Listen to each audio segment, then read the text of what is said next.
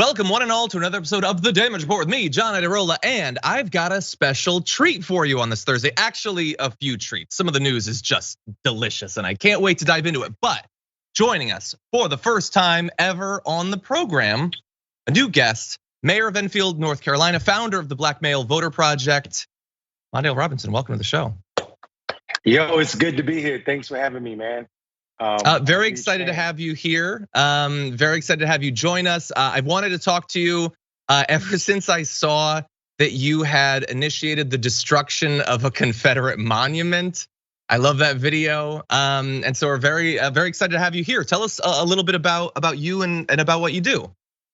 Yeah, so more of my time lately has been spent being the mayor, and in my capacity as mayor, I absolutely tore down a Confederate monument. Destroyed it is a good word that you use, and that's important to note because it was destroying the morale of little black kids in my hometown. So that did happen, but as it pertains to Black Male Voter Project, we are the world's, actually the nation's first and only national organization with the sole purpose of increasing black men's participation in electoral politics. And we don't show up like a traditional political campaign or organization. We look like the lived experience of most black men in this country who have no faith in the political process, mainly because the political process has sold us out for 152, almost 153 years, if you're considering when the 15th Amendment was passed. Yeah, well, look, it's an awesome organization, necessary regardless of whatever the year is. But the fact that we have additional voter suppression passing in so many states since the 2020 election, even more important. And like the last couple of years have been super rough, especially politically. I think it's very understandable that people might be disillusioned. And so an organization trying to keep people invested in the system, super important. So thank you for doing that work. Thank you. Today on the show, dear viewers, we got a lot to talk about. We're going to be giving you updates on what's going on in regards to Mar-a-Lago and the classified documents. The hits keep coming for the Trump legal team. There's been no good news for him, and I'm here for it. We've got updates on what's going on in both Russia and Iran, massive protests. One of those has largely been crushed, but the other continues. We'll be giving you those details. And also, you know what I love? I love when young activists troll right-wingers who are trying to make the country actively worse. So we've got a great instance of that coming up near the end of our first hour. And then in the aftermath, fascinating, at least for me, polling data indicating that some of the MAGA base might be turning on Donald Trump for someone new. New Fox News, our Fox Nation special coming. Wait until you find out who's gonna be hosting it. And is Biden trying to end humanity by curing cancer? We're gonna debate that later. In advance of all that, if you wouldn't mind hitting the like button and sharing the stream so the people know we're live, that would be great. And if you wanna send either myself or perhaps Mondale comments, tweets, super chats, and all that as we go, we will respond during our breaks. But with all that said, ready to start the show? Let's do it. Okay, let's start with a little bit of fun of the crazy variety. Donald Trump would really love to have you believe that he declassified all the documents that he stole. Now, he doesn't want to actually make the case in court. Let's be very clear about that. But he does have a novel legal and perhaps psychological theory as to why he did declassify those documents. Listen to this. If you're the president of the United States, you can declassify just by saying it's declassified, even by thinking about it. Because you're sending it to Mar-a-Lago or to wherever you're sending it. And there doesn't have to be a process. There can be a process, but there doesn't have to be. We've heard a lot over the past few decades about the power of positive thinking, but I'd never known that it could have so many important governmental ramifications that you could just, and then the documents are declassified and you don't have to go to jail anymore. Isn't that powerful? I love the mind. I find it fascinating and I love the idea that it could be such an important instrument in evading your legal responsibilities. Anyway, there's a lot more crazy stuff that Trump had to say in that interview with Sean Hannity, but I think this merits pausing for a second. Mondale, what do you think about the argument that all it took was a little bit of thought, maybe a wrinkle of his nose, and the documents are declassified? I didn't know we had a chance to vote for Bewitched. So listen, I'm done taking a bath for the rest of my life. I'm just gonna think about bathing. I'm just gonna think about bathing and it'll be done. This is you can't make this up. If this was put in a movie, people would be like, this is too far-fetched. This is not believable, but it's Trump. and it is believable. And I can't believe that Sean Hannity was sitting. Yes, I can. Let me stop. Sean Hannity sat across the table and allowed it. And it's like, how much money can you get from these people, and how far can you go with the lies you're willing to tell them?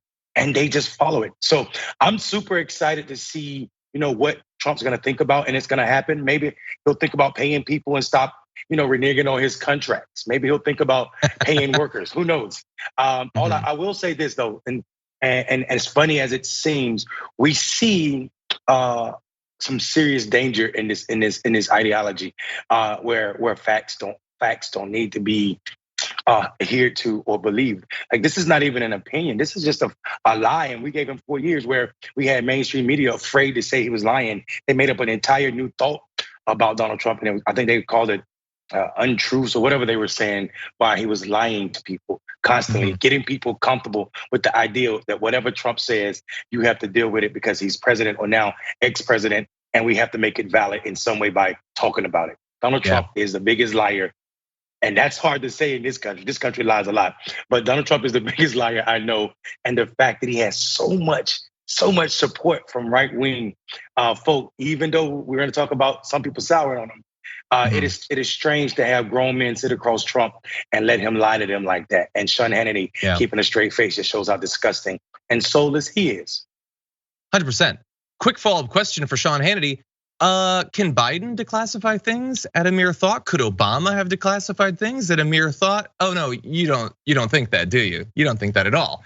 No, this is super opportunistic, and I agree with you that it is dangerous. The fact that it's insane is what makes it dangerous to me in this very particular case. Let me explain. So, saying you can just declassify it with your mind will convince literally every single red hat wearing person who sees that interview. They will all believe it, okay? How many lawyers and judges will it convince? None. And Trump knows that. He knows that this is not a legal defense. It's not gonna work, he can't do it. They have no defense. That's why, as we'll get to, they're not even trying to imply in court that they declassified the documents. So this can't save him legally, so then why do it? If you could still end up in jail, what's the point of convincing your followers? Well, in theory, if you just wanted them to never ever accept the legitimacy of these charges, if you wanted them to perhaps respond with anger, irrational rage, maybe violence, then this would probably be the road that you would take. It's not gonna save you legally, but it might create the sort of social chaos that you find to be beneficial. And so I am a little bit worried about that, unfortunately. John, did you just describe the beginnings of January the 6th? That's basically what, that is kind of, it's round 2. Everyone get ready, get your flagpole. But anyway, I am worried about that. And there is more insanity to add on to the psychic theory of this. Here is Donald Trump attempting to bamboozle his fans with a new theory about why the FBI might have raided him. Listen to this. There's also a lot of speculation because of what they did, the severity of the FBI coming and raiding Mar-a-Lago. Were they looking for the Hillary Clinton emails that were deleted, but they are around someplace? Were they looking for the spying on Trump's? You had it. No, they may be saying, they may have thought that it was in there. Okay. Why? Like they say on Twitter, no one, absolutely no one. Trump. Why would you bring this up? What sense does that make? Well, it makes no sense except that, I don't know, his fans love hearing about Hillary Clinton and how she's behind everything. Why would the emails be there? Why would deleted emails be in his house? Why would he have printed out and brought the I don't know. I don't know how to follow this sort of nonsense. Trump is a very big, hugely hacker, okay? So he hacked Hillary Clinton's deleted emails and printed them out and sent them to Mar-a-Lago. He packed the boxes full of Hillary's email. This is unbelievable. I can't even call this logic. This is just rambling to the point where someone should check this man out. And I think the tragedy is, like you said about the red hat wearers, they're gonna believe it immediately. There's gonna be someone tomorrow doing a special on how Hillary Clinton emails got airplaned in to Mar-a-Lago. And I'm not talking about a regular airplane, okay? This was a paper airplane that somebody threw them there. And I think it was the Clintons. So this is beyond a logic, and this is political discourse for 33% of this country. This is their facts. This is all of what they're believing right now. So Pizzagate has just led to FBI in Donald Trump's Mar-a-Lago's house looking for Hillary Clinton's email. 100%. Yeah. How, Sway? Doesn't make any sense. So those are the alternative facts that he likes to talk about. Let's turn now to the actual facts. And we're gonna, for now, heads up to the director, we're gonna jump ahead to graphic 2 because we gotta jump into this. Donald Trump received really bad information all throughout the beginning of this week when it comes to the special master. They thought that they had this amazing idea. They're gonna get Raymond Dearie in there and he's going to team up, to be a superhero team up with Judge Eileen Cannon, and all of his legal woes are gonna disappear. And that so far has not been the case. But I did remind you earlier this week that at the same time that they're proceeding with the special master, the DOJ was also appealing Judge Eileen Cannon's ruling to the 11th Circuit Court of Appeals. And that hasn't gone well for Donald Trump either.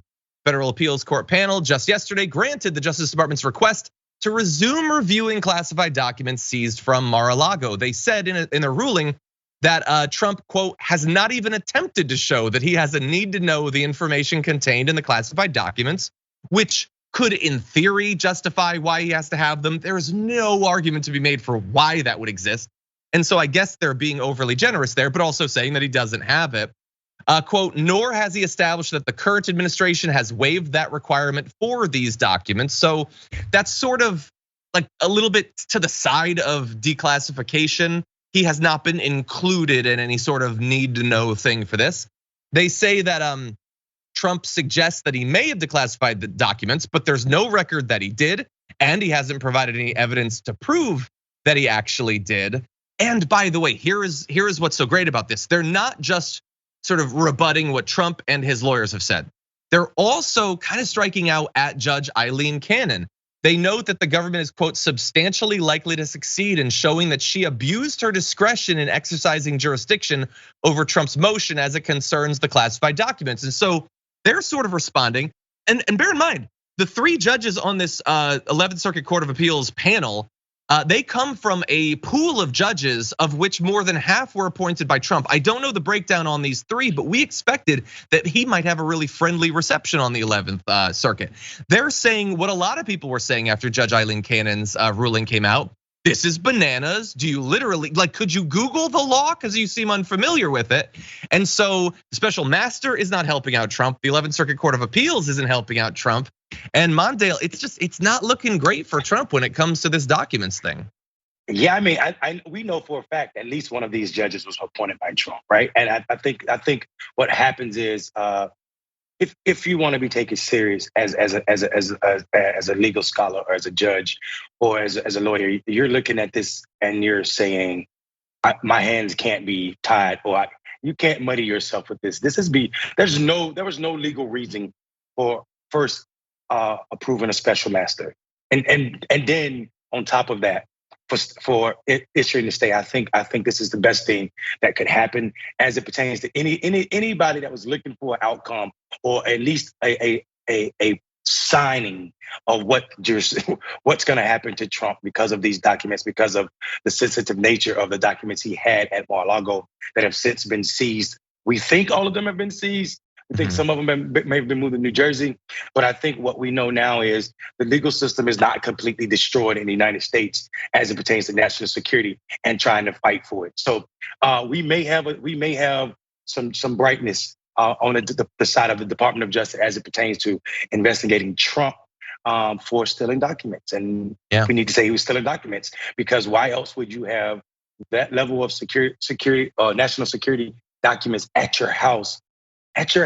Where you're also, entertaining other nations that are hostile to our national security, that are constantly hacking our system, constantly worrying about if we have spies in their country.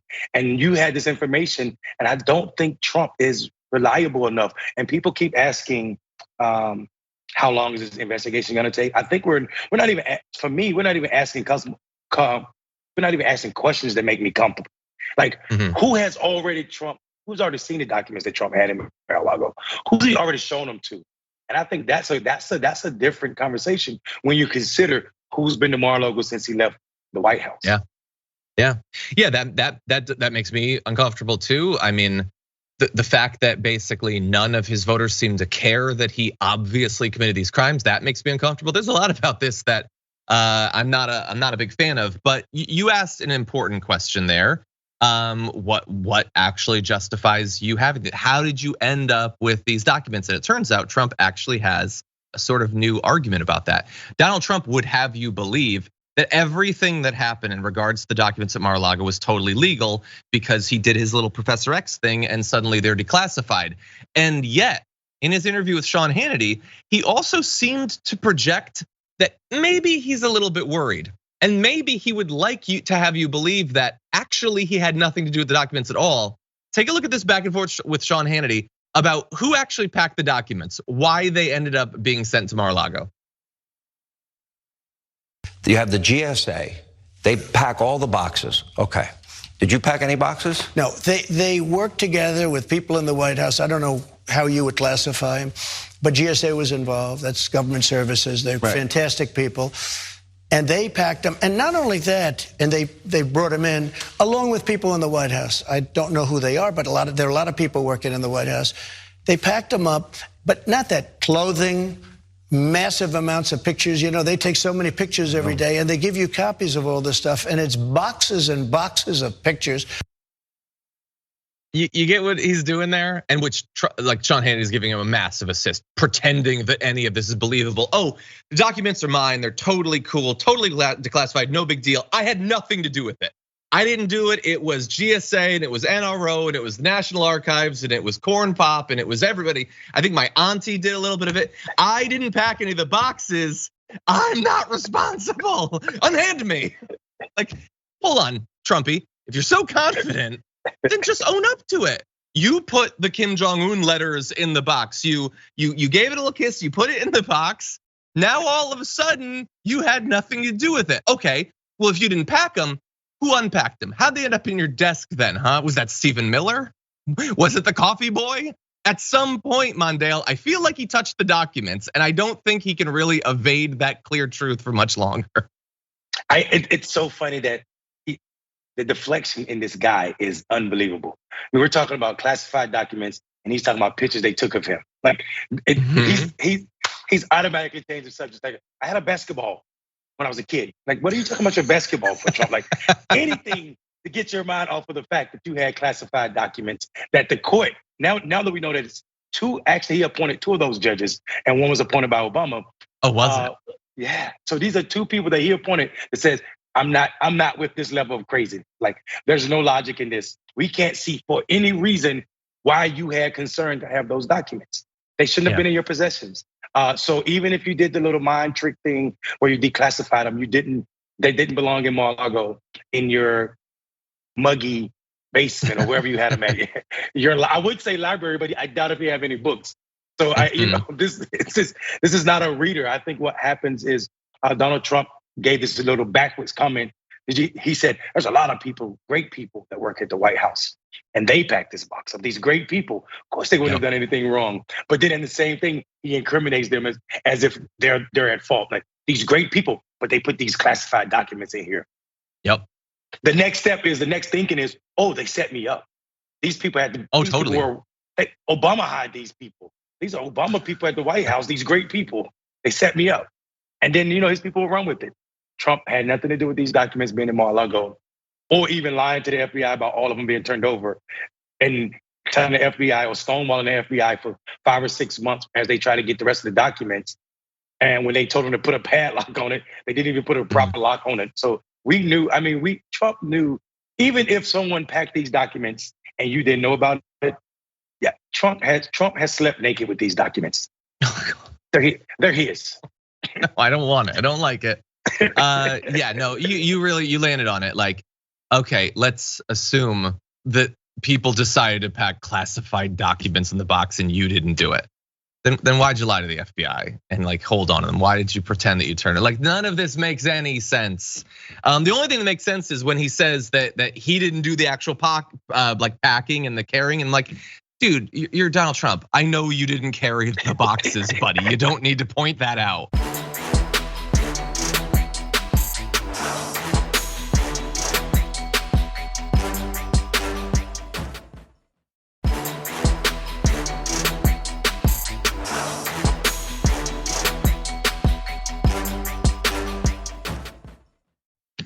Anyway, I got one more little video I want us to watch because we were responding sort of almost in real time yesterday to these developments.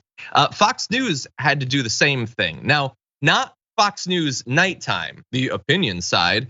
They eventually got to it. No, initially it was the straight news side. Harris Faulkner specifically. Take a look at how she responds to the lawsuit that was filed yesterday in real time. So the New York State Attorney General has just announced a rather lengthy and detailed layout of the lawsuit that she is putting against Donald Trump, former president. Some of this is really inside baseball unless it's your tax dollars in New York. And some people may even accuse it of being political because we're 48 days away from the midterm elections. And both presidents, the current and the past, are certainly being looked at to help candidates out. So we'll see how this plays out. We're certainly going to cover it and we'll bring you highlights as they happen. But the big headline in all of this is the lawsuit by the state of New York today, just announced by Letitia James. Let's move on. I'm sure you would love to move on and not focus on that. Harris Faulkner, again, Harris Faulkner is not an opinion person on Fox. That's what they say. She is a straight news person. This is not about opinion. This is not about spin or narratives. It's just doing the news. We'll come back with highlights. Wait, she's talking right now. Letitia James is talking right now. You could just go back to it right now. But she cut away to say, it's inside baseball. It's kind of boring, numbers and figures and stuff. Who understands that stuff? Also, the election is really close. And I know what you're thinking. Trump's not running. Doesn't matter. People like Trump. So I don't know, for a lot of reasons, this just feels really illegitimate. I'm straight news. Mondale, what do you think? I think anything a president does is political. They should have covered this.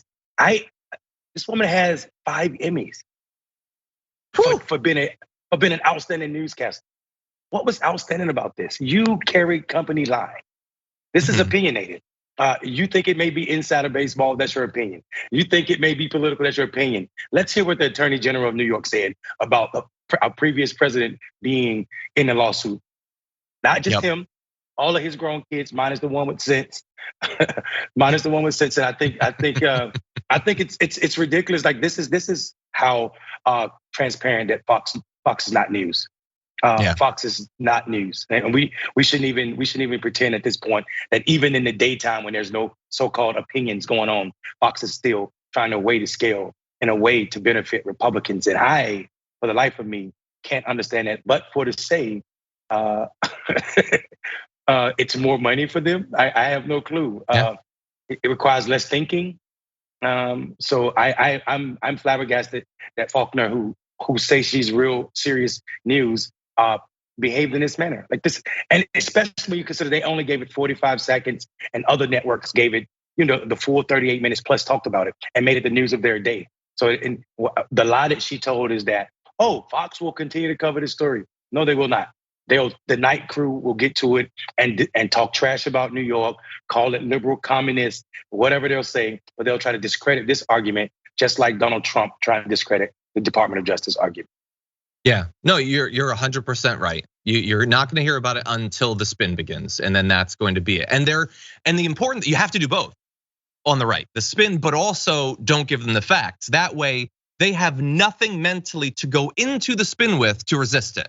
They just have to accept whatever it is that Hannity or Gutfeld says because they don't know the facts of it. It is a $250 million lawsuit with very specific allegations of fraud. You cannot hear all of that and not be worried. So you can't hear that.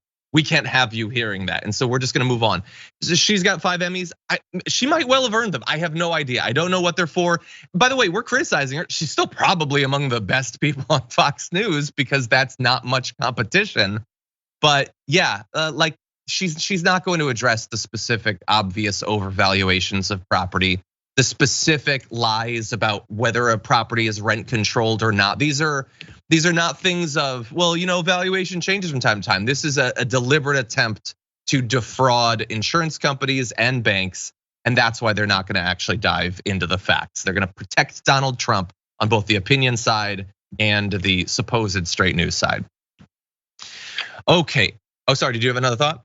No, I think you're spot on. There's nothing else to add about Trump except for I want to know how many decent or dignified news anchors go to Fox to sell their soul.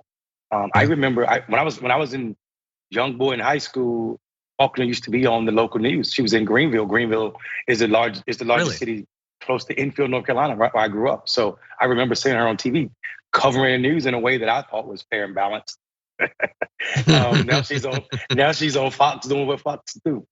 So yeah, my guess would be that Fox pays better than the local news that she was on. That would be my guess, but I don't know. I'm gonna go with you, John. Yeah, and by the way, really fast, one final thing.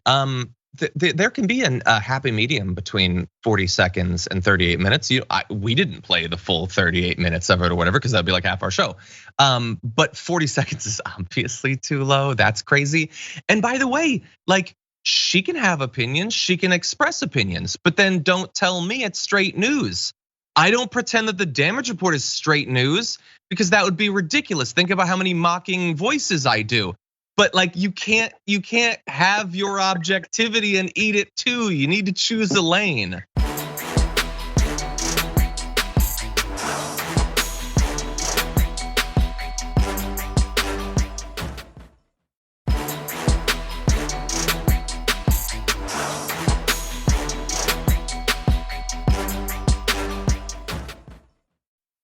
Really fast, a little bit of tech behind the scenes. Did we lose Mondale?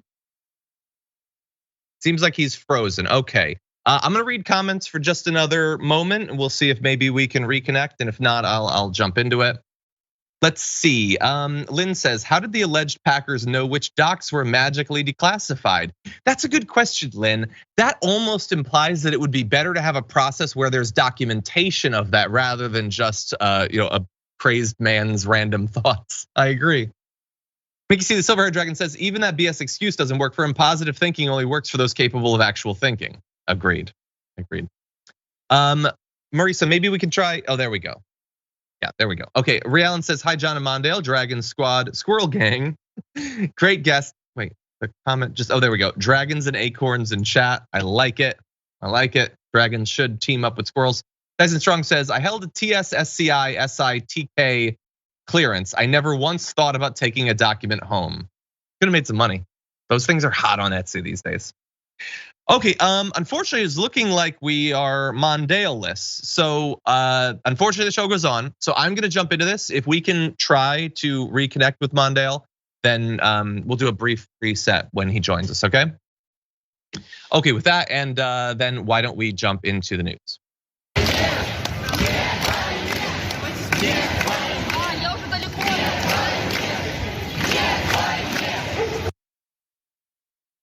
Those were protests that began almost immediately after Vladimir Putin, president of Russia, announced a form of a draft happening in his country. They have not been doing well in their attempt to conquer Ukraine. More troops are apparently needed if they're going to do this. And so he is hoping to generate about 300,000, perhaps more soldiers. We're gonna resolve that, right? There we go, a little bit of tech trubs that we're gonna hopefully fix. But continuing on, and in response to that, hundreds were arrested. In the end, it says, so there was immediate response, hundreds had been arrested. Over 1,300 people were apparently swept up in mass arrests. You are not free to do these sorts of anti-war protests in Russia, unfortunately. And we have comments from some of the specific protesters. One, Vasily Fedorov, a student, says, everyone is scared. I am for peace and I don't want to have to shoot. But coming out now is very dangerous. Otherwise, there would be many more people.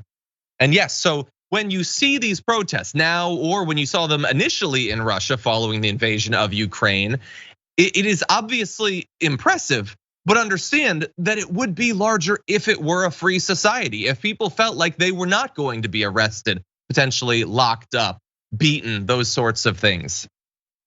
And so you already see many though. You have another, Oksana Sidorenko, a student who says, I came to say that I am against war and mobilization. Why are they deciding my future for me? I'm scared for myself, for my brother. We call, and then by the way, we have this great statement by the Vesna Youth Democratic Movement who says, we call on the Russian military in units and at the front line to refuse to participate in the special operation or to surrender as soon as possible. You don't have to die for Putin. You are needed in Russia by those who love you. For the authorities, you are just cannon fodder where you will be squandered without any meaning or purpose, and I couldn't put it any better myself. There is nothing to be gained for the Russian people, for any individual Russian soldier in conquering Ukraine, in removing their democracy, in devastating their civilian population. All there is damage to the Russian military and countless Russian dead. And of course, the Ukrainians as well. And many Russians seem to agree. And so we can't be that surprised that in the aftermath of that call up, the search for how to break arm at home apparently became much more popular inside of Russia. The BBC actually interviewed a few people who were looking to intentionally injure themselves so they would not be forced to participate. Others are fleeing the country. Prices of one-way flights out of Russia surged following the announcement. Images on social media appeared to show long queues at border posts, so they want to get out of there. And it's not just regular Russians who don't want to participate. There were these Russian YouTubers on a channel called Popular Politics that did a prank. They called the 32-year-old son of Dmitry Peskov the press secretary of Vladimir Putin. The pranksters were pretending to be recruitment officers, and they told Peskov that he'd been drafted and needed to attend a medical examination the following day. He responded, "Obviously not. You must understand it is not right for me to be there. I have to resolve this on a different level. If I have to defend my motherland, I will step up, no problem. But you need to understand the political implications and nuances of my situation," which I will grant an allowance that potentially something was lost in translation there. But that sounds like the child of a powerful person, a child 32-year-old, or the son of a powerful person who feels immune from all of this real world stuff, the implications of what the regime gets up to. They're not gonna go there to be killed in some deedless war in Ukraine. I don't know, maybe he'd be totally ready to defend Russia or whatever. And maybe he's good, maybe he doesn't want there to be a war. I don't know the guy. But anyway, yeah, no, they don't want to do it. Now, his dad, the press secretary for Putin, put out a statement telling a Russian news site, Podyam, that the conversation had been taken out of context and that his son would make the, quote, only right decision. Okay, put a pin in that. We'll see in 6 weeks if he's serving in Ukraine. I'm willing to bet he's not going to. But I love the idea that it was taken out of context. What context would make that any better? And I feel for the guy. I don't want any Russian to have to go to Ukraine. They shouldn't be there. The ones who are there should leave immediately.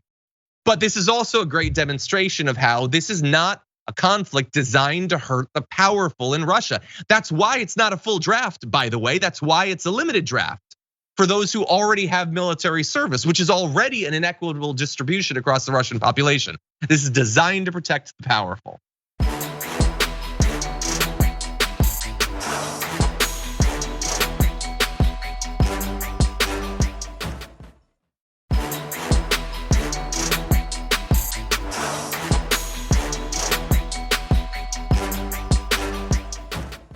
Welcome back, everyone. Mondale's here. Mondale's glad to have you back on the call. It's good to be back. That was a long 10 minutes away from you, John. I didn't realize I was gonna miss you so much. I know. I feel a lot more comfortable. I started to sweat. It's just, this is what 2022 is like, man. The internet's just terrible. Skype is like literally the worst program on the planet, and yet we rely on it. The Skype is like the Democratic Party. It's just so bad all the time, but like, I guess for now, anyway. Yeah, I'm kidding. Actually, a great analogy. Yeah, so with that, we do have a lot of important news to talk about. So why don't we jump back into our roundup of international news? Protests continue in Iran after the death of Mahsa Amini, 22-year-old who died in police custody under, I'll say, questionable circumstances. And what the regime in Iran could really use right now is to seem like they're taking this seriously as the protests continue into their 6th day with no sign of stopping. And yet that is not the approach that they are taking. And I want to give you a little bit of a look into a Twitter thread that Christiane Amanpour released in the last day. So she said that they were planning to do an interview with President Raisi of Iran. They had been apparently planning it for like literally weeks of planning, 8 hours of setting up for it. He's gonna be his first ever interview on US soil during obviously a really important time for Iran. Doesn't show up initially for the interview, which is a little bit suspicious. 40 minutes into it, an aide comes over and tells Christiane Amanpour that the president was suggesting she wear a headscarf because it is the holy months in Iran. She politely declined, saying that this is New York, where there's no law or tradition regarding headscarves. Christiane pointed out that no previous Iranian president has required this when she has interviewed them outside of Iran. The aide made clear that the interview would not happen if she did not wear the headscarf, saying it was a matter of respect, and referred to the situation in Iran, alluding to the protests. And so she did not give in. She walked away and the interview didn't happen, and you can see a shot from the interview. So while many people are in the streets about this woman dying, what the morality police did to her, they decided that rather than like going a little bit easy on a female journalist during this time, they're instead going to insist that people outside of Iran wear the headscarf, and when they don't, walk from the interview. Mondale, I feel like that is sending a very strong message, a message I find terrible and seems really poorly timed, but it's obviously intentional what they're doing here. Yeah, this is talk about feeling outdated or making yourself seem extreme. You walk away from an interview with one of the top journalists in the world, and this moment about a headscarf. I think this just proves exactly what Amini's father said. They didn't let him see his daughter after she had passed. They only showed him her feet and head, and he saw bruises on her feet. This was not a heart attack. This government and the morality police need to go away. And I applaud the fact that majority of the protesters, from what we're learning, were women with their hair out, because you can't dictate morale, and when you try, this is what happens. This president really didn't read the tea leaves. Like, you walked into an interview, or like 40 minutes late to an interview, and you sent an aide to tell someone to cover up. Outdated. All of the problems with dictators were on display by walking away from Christiane Amanpour's interview. So I feel sad that our Iranian brothers and sisters are going through this with this morality police, and I think people are saying this is not gonna die easy. This is not gonna die down. People are not okay with what happened, and there's some extreme rhetoric that we're hearing right now in defense of Amini. Like, people are saying, if you killed our sister, we're gonna kill you, and that is a threat of dictatorship. And Iran, of course, is not the only country dealing with this type of pushback from trying to restrict, in this moment, what we're seeing is women, but in general about human rights and what people deserve. So I think this president has to be the dumbest person next to Trump at this moment as it pertains to interview. Yeah, I don't know that people in Iran will see what happened with this interview and how it fell apart, especially because, as we were just talking about, the internet has been largely cut off. Again, this is what tyranny is. But yeah, it sends a message that there will be no accommodation, there will be no effort to bridge the divide, no diplomacy, and there's other reasons to believe that too. So 7 protesters have already been killed. And as the most recent update is that the Revolutionary Guards have called on the Islamic Republic's judiciary to prosecute, quote, those who spread false news and rumors about the death of Amini. We have requested the judiciary to identify those who spread false news and rumors on social media, as well as on the street, and who endanger the psychological safety of society, and to deal with them decisively. And so, okay, they're choosing violence. That's what they're choosing. This is a threat to the dictatorship, and they're saying we are going to go down with this thing if necessary. And I'm very worried about what will happen, Mondale. 7 people have died.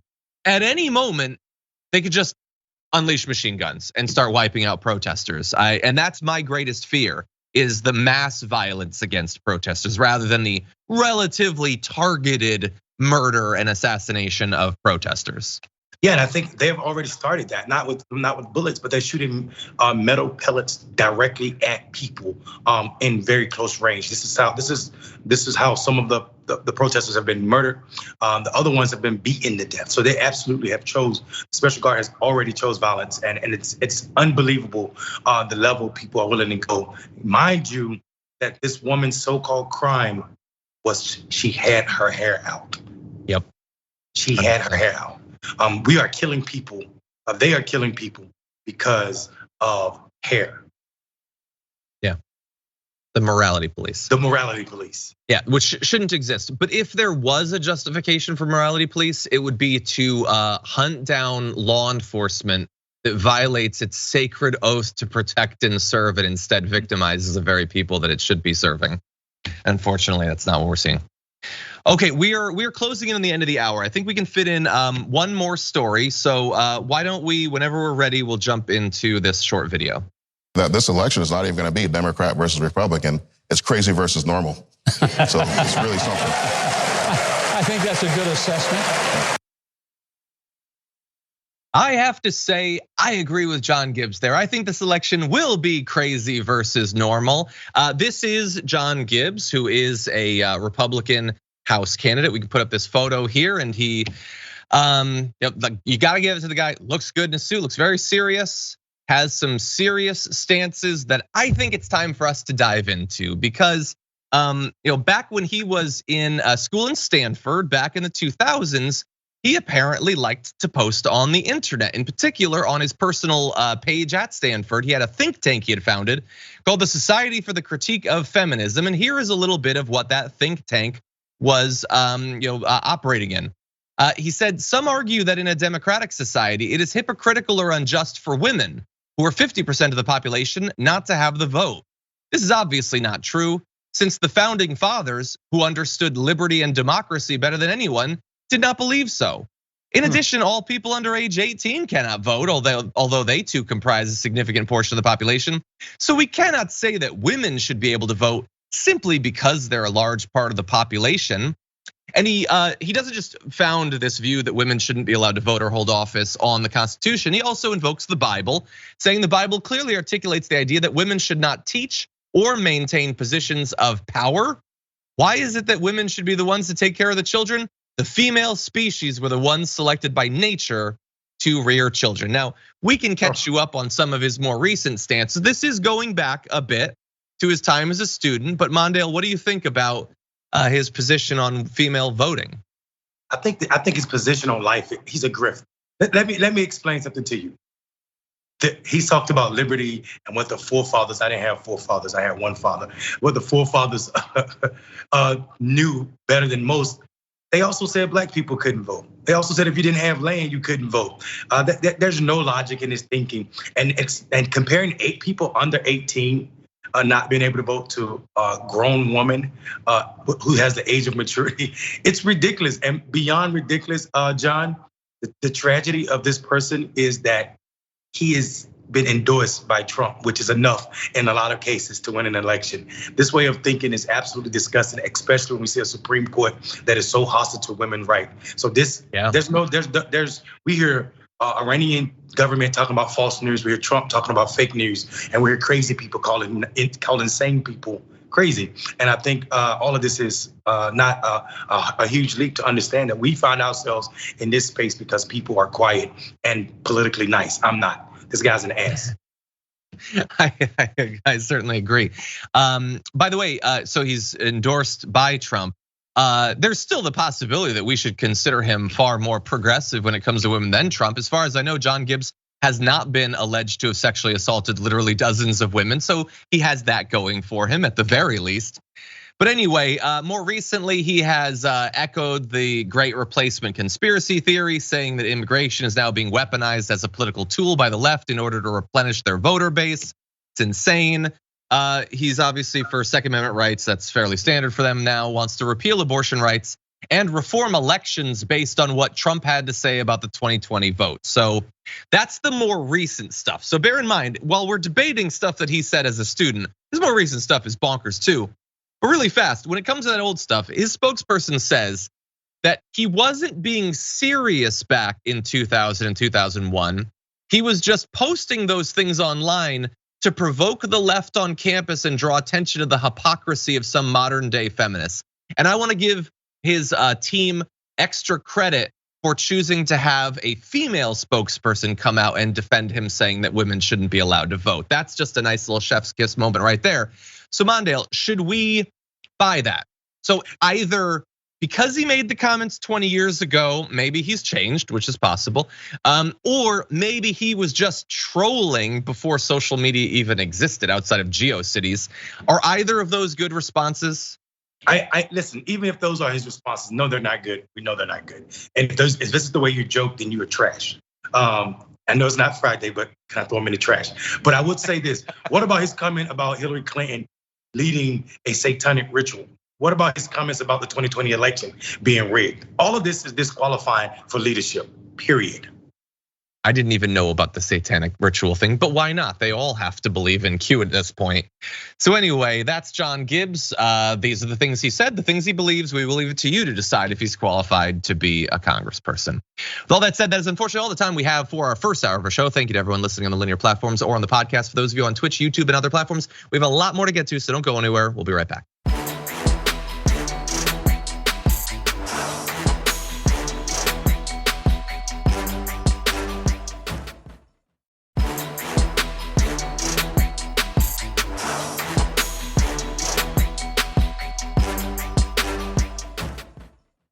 The AC is on in here, but I guess another heat wave is starting in LA.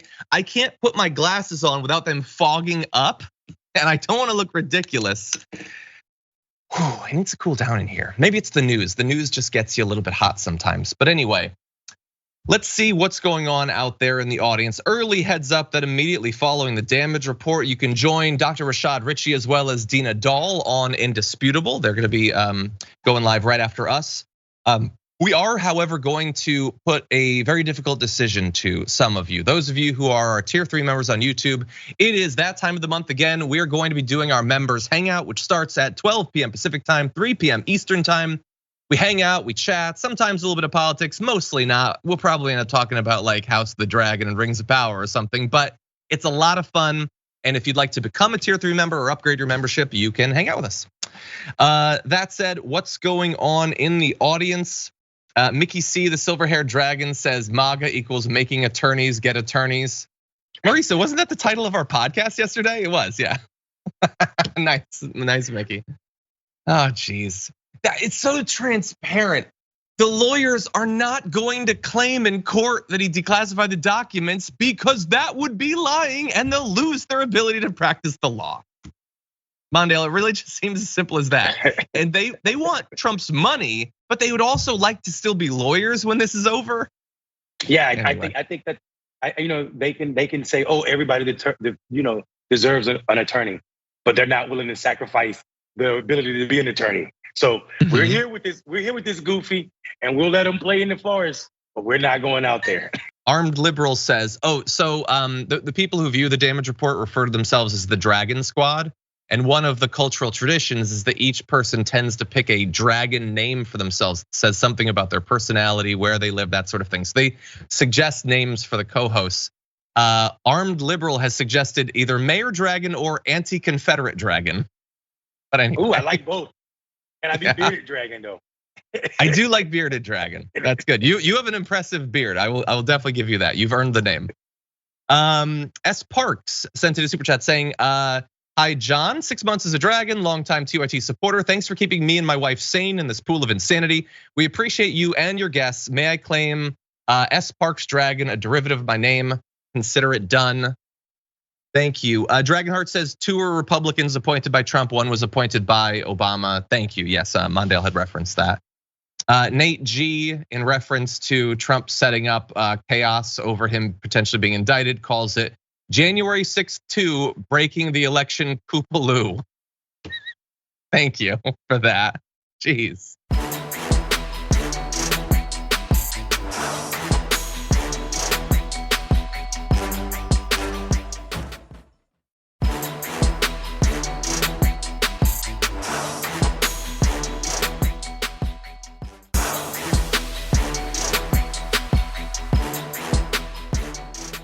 Thanks for listening to the full episode of The Damage Report. Support our work, listen ad-free, access members-only bonus content, and more by subscribing to Apple Podcasts at apple.co/TYT. I'm your host, John Adarola. I'll see you soon.